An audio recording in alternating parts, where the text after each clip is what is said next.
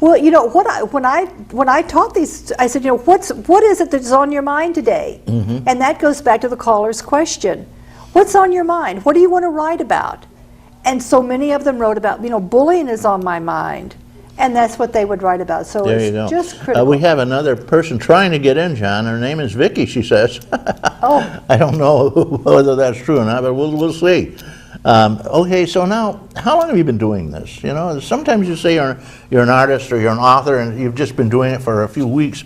I can see you've been doing it for a while. Well, it took me forever. I started with my novel, Thunder of Silence. And that took me forever to write it. What's it about? Thunder of Silence is about a young woman who has lived her whole life believing truths, things to be true about her family, only to find out in the end that they were not true. That It was all hokum, huh? It was all hokum. And in many sections, each section of the book, when they go to a different chapter, there's kind of a little bit of a sampling of what might be coming down the road. You know, for instance, like in part 3, it says, "In what kind of shoes do angels wear as they tiptoe in so silently and take those I love away from me?"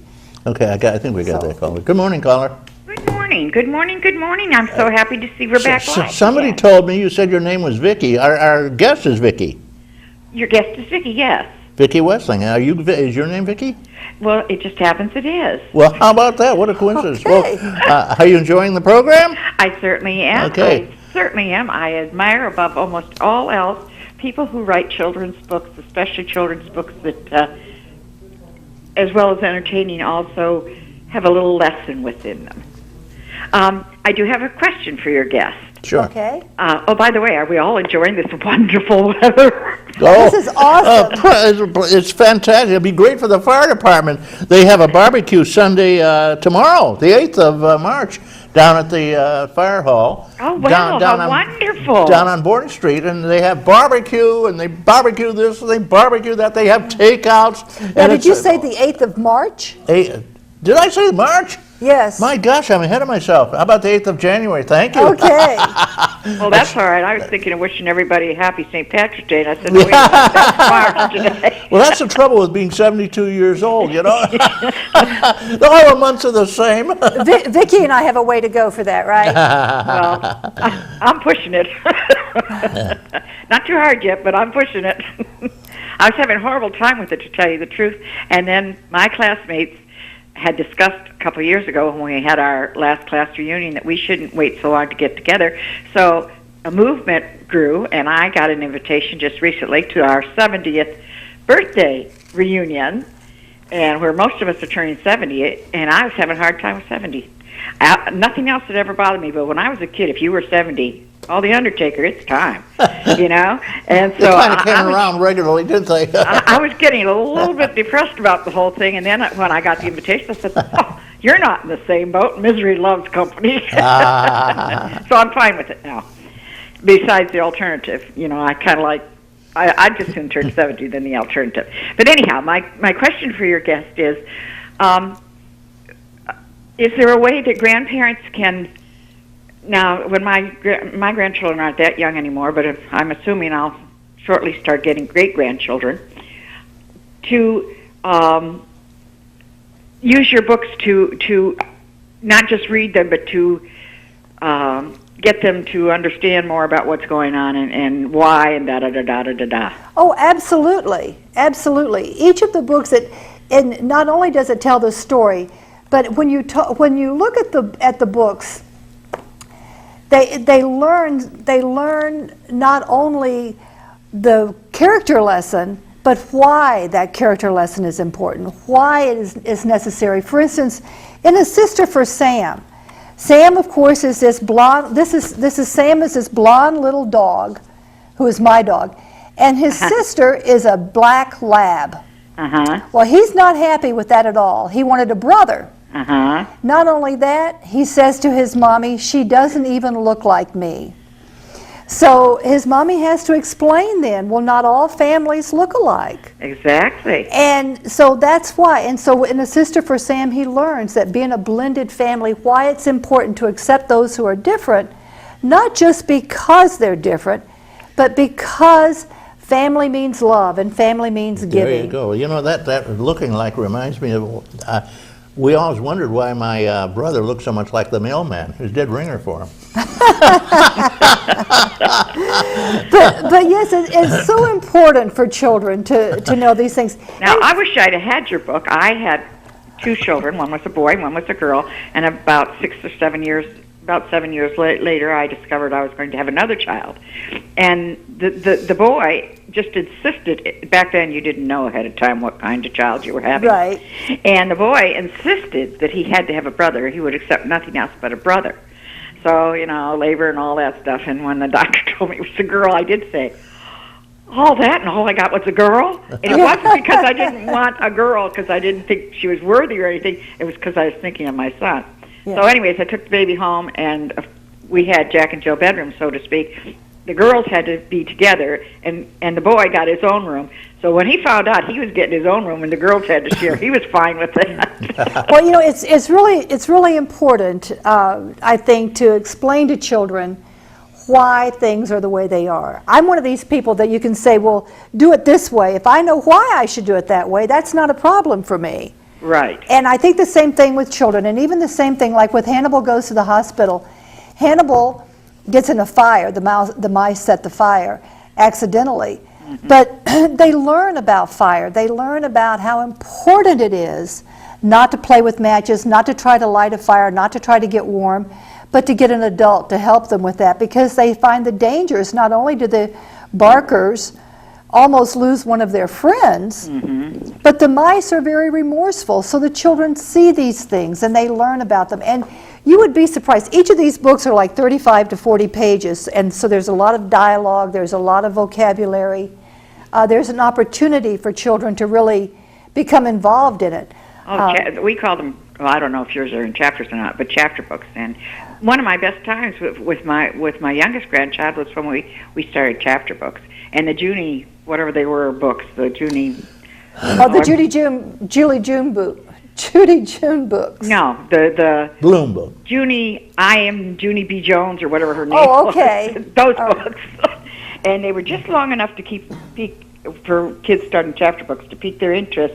And we'd read them we usually read about 3 chapters a day. Right. I liked them so much I could hardly put them down. Well, one of the older children have asked that I do a chapter book with Sam and Friends, and so I've started a chapter book, The Laboratory Experiment, which will be a chapter book for the older children, the 4th and 5th and 6th graders. So that will be coming. Well, that'll be very, I'll look forward to that. But you know, even if you don't have a child to bring to the writing class, you might want to come anyway. That's going to be at JCC. You might want to consider doing that if you're interested in writing and reading. Yes, that would be very interesting. When is this class? It's February the 11th through March the 10th. It's on Saturday mornings from 10 to 12. Mm-hmm. And I live on the other end of the county, so... Where is it? It's in Jamestown. I live on the other end of the county, and I know we're going to get some snow, so this might be a problem, but other than that... Where do you live? In Westfield.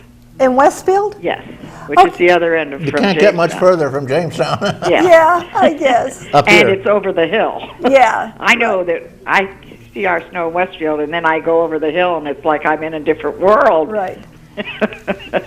Lots more snow. Yes, a lot of snow. Mayville. Right. Okay, I will. But I'll mark that on my calendar and check out what February's going to bring, and keep that in mind. Okay. Well, thank you for calling. And thank you. Happy reading. Bye-bye. Happy reading. Don't forget to send me, caller, a stamped envelope. I've got a $5 bill for you over at the beautiful little restaurant down the hill from here, the Lakeview. And I want to thank the Lakeview for giving us some support here. And a wonderful place it is. It is indeed. Okay, thank you. Bye-bye. Okay, bye-bye. Salad bar, super salad bar. I counted 25 different items in the salad bar, not counting the bacon and the dressings and the crumbles. After these holiday season, I need salad bars. Salad bars are terrific, and they're just as satisfying. Actually, at the Lakeview, they give you a piece of fish this big. The fish fry is wonderful. It's elegant and delicious. But I can't eat a piece like that, neither can my wife. So she orders the fish fry, and I order the salad bar. And you share. And we share a little. Good job. Oh, sharing is not allowed. They don't have any sharing police there, though. Right. We're talking with Vicki Westling. She is a pretty well-known author. What are your books, your children's books? That's basically what you're writing, is children's books. Beautiful little books with a moral structure. What do they cost? They're off the website. I think they're like $13 in the bookstores. I think they may be $1 or $2 more. So you can get them from the website. Also at in Lakewood, off the beaten path, they have some there. Okay, this is her plug. This is not an infomercial. No.